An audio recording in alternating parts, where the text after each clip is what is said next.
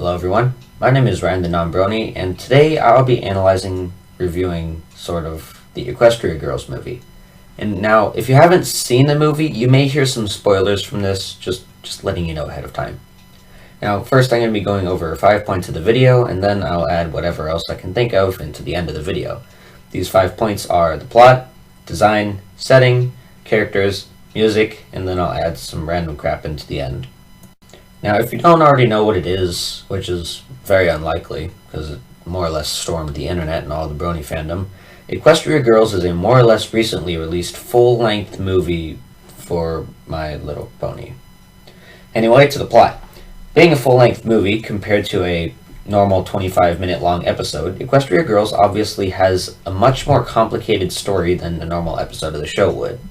Basically, in a nutshell, Twilight and Co. meet up at the Crystal Empire where they're met by other characters. They all go to sleep. Twilight gets her crown stolen, but she wakes up and chases the intruder into a mirror where Twilight gets high and falls into a human world where ethnicity is as diverse as... Dang it, I can't think of anything to put here. Essentially, everyone looks like a walking rainbow. Twilight finds the thief and the human versions of her friends, and they all have a dance. Twilight becomes a princess of the human world. The thief steals the stolen crown, and then she puts it on, turns into a demon, and mind controls everyone for about 2 minutes, give or take. The main 6 humans use their newfound powers to vanquish the monster, and Twilight goes home, leaving the crown thief stuck in the other dimension to think about what she had done. Yeah, that's basically it. What I just said back there is a rough outline of the entire story, but hey, it works. Twilight gets her crown stolen by someone later revealed to be named Sunset Shimmer. Shimmer, as I'm going to be calling her from now on, jumps through a mirror thing, taking her to a human world. Then Twilight follows her through the portal mirror thing. Twilight then ends up at a school where everyone in the pony world is a human in this world. Yay. She eventually finds her 5 friends, and stuff happens until other stuff happens, and I don't even give a crap. Shimmer gets the crown from Twilight, turns into one of those new villains from Sonic Lost Worlds for the Wii U, and the main 6 humans kill it with their magic. Twilight goes back into the portal and falls in love with someone named Flash Sentry, and the story ends. I'm not even going to go into details, mainly because the story is so long and basically really repetitive in its plot. Shimmer does something to screw with Twilight, or basically ruin everything that's going on, and then someone else fixes whatever Shimmer tried to screw up, and then that happens 3 times throughout the movie, possibly 4, and it's just so terrible. It just hurts. It's so bad. I hate it. It's okay. I forgive them. Let's see. It probably gets better in the design. Except it doesn't, because the animation is the exact same as in a normal episode, and there's nothing new or spectacular. Now for the setting. The movie is first set in the Crystal Empire when the main 6 characters arrive there. They meet up with the 3 princesses and that one guy whose name I can never remember, and nothing really happens.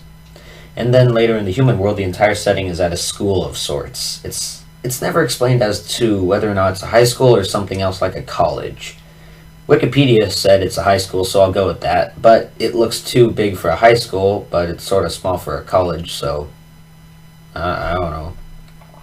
Another weird thing is that the humanized characters, such as, dare I actually say their names, the QMR Crusaders, Diamond Tiara, Something Spoon, and the 2 Canadian stereotypes all attend the school that older characters, like the humanized main 6 and the humanized background characters, attend. This means the school might be one of those really weird K-12 schools. I don't even think those exist. This is really the only explanation as to why characters of implied vastly different ages can be in the same school, if it were a K-12 school. Well, characters, not much to say here, but oh my gosh with the cameos. There's so many of them, I couldn't count them. Really, I couldn't, because I didn't. And I didn't want to watch it again, so I couldn't. So, there isn't much to say about the main 6, they're just humanized, but whatever. Summary: Twilight is herself, Applejack is weird, Rainbow Dash plays soccer, Fluttershy carries animals in her backpack at school, and surprisingly they don't eat each other. Rarity does something out in a what, and Pinkie Pie organizes parties. And something really interesting that they, I don't know, maybe nodded to the fandom about is Pinkie's 4th wall powers, because She asks human Twilight if she's in another world where everyone is ponies and Twilight's a princess. In that world, she needs to get her crown back and stuff like that. And then, of course, that's exactly what's happening. The stupid thing is that the joke gets used twice. One with the human Pinky guessing about a pony world, and the pony Pinky guessing about a human world, and it is gay. Well, what happens next is a lot of cameos. The ones I really remember the most are ones from Vinyl Scratch, Granny Smith, Therpy Hooves, Cheerly, the CMC, Diamond Tiara, Silver Something, that geeky robot guy in the tech group, and others that I forgot. All the other characters in the human world have every color of skin imaginable with every color of hair imaginable. A new character introduced in this movie is named Flash Sentry, which got me thinking of TF2. Like, really, if they added a sentry gun that can shoot concussion grenades, that would be amazing. Just amazing. But back to the thing. Aside from his name and his blue hair, he's probably the most normal person at the entire school in the human world. I say this because his skin color is tan. He's tan. And it's not that weird orangish color that half the other people have for their skin, but it's a legitimate tan color for his skin. It's amazing. And so another thing I noticed is that for some reason, most likely inconsistent writing, Humanized Vinyl Scratch has faded lavender eyes instead of those magenta red eyes that for some reason the fandom went nuts about. It's called thoroughness. Yeah, Hasbro's got a lot of that, I can tell. Now for the music. Being a full-length little girl, full-grown men's movie, Equestria Girls has quite a few songs in it, and being My Little Pony songs, To my knowledge, that is the internet and the Wikipedia article, there are 5 songs in the movie. None of them are bad. I've heard worse songs, but none of them are any good. Unlike some My Little Pony episodes, in which I found some of the songs to be so annoyingly catchy, the soundtrack in this was just flat out boring and didn't interest me, didn't annoy me, thankfully.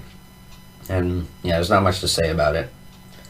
And in the very end of this video, I said I was going to complain about some random crap that wouldn't fit into the normal stuff, and here it is! Flash Sentry. That's all. Just Flash Sentry. Think about that name. Think about the name Flash Sentry. Just think about it. To someone like me, that does not sound like a legitimate name, even from a little girl show. Grown men's show.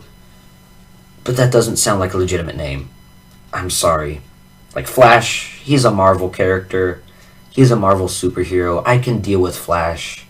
And Sentry is that really cool yet annoying thing from Team Fortress 2 that everyone loves and everyone hates. But you can't put Flash with a Sentry and expect to get something good out of it. It just doesn't make any sense. And it's just so sad. It sounds like some stupid hipster nickname, or like what a black guy would call another black guy. And so, like, I'm gonna make an obsolete reference here. If you went to Green Valley Lake and you were sentenced there, and they would give you a nickname such as Zigzag or Armpit or Caveman, his name would be Flash Sentry. It's that kind of thing. And then all of his friends in the human world probably go, "Yo, what up, Flash?" Or something like, "Yo, what up, Sentry, my dog?" But I can forgive him. His parents probably named him after a pet that died. Like, he's a fast runner and he's on the track team. And, like, Sentry is the name of his parents' dog or some crap. I don't know. Well, that sums up my analysis. Thanks for watching, and if you enjoyed the video, you might want to comment, like, or even better, subscribe for similar content to this. I'll see you in the next video, even though you probably aren't going to watch it. And just remember, Flash Sentry is the stupidest name ever. Bye-bye.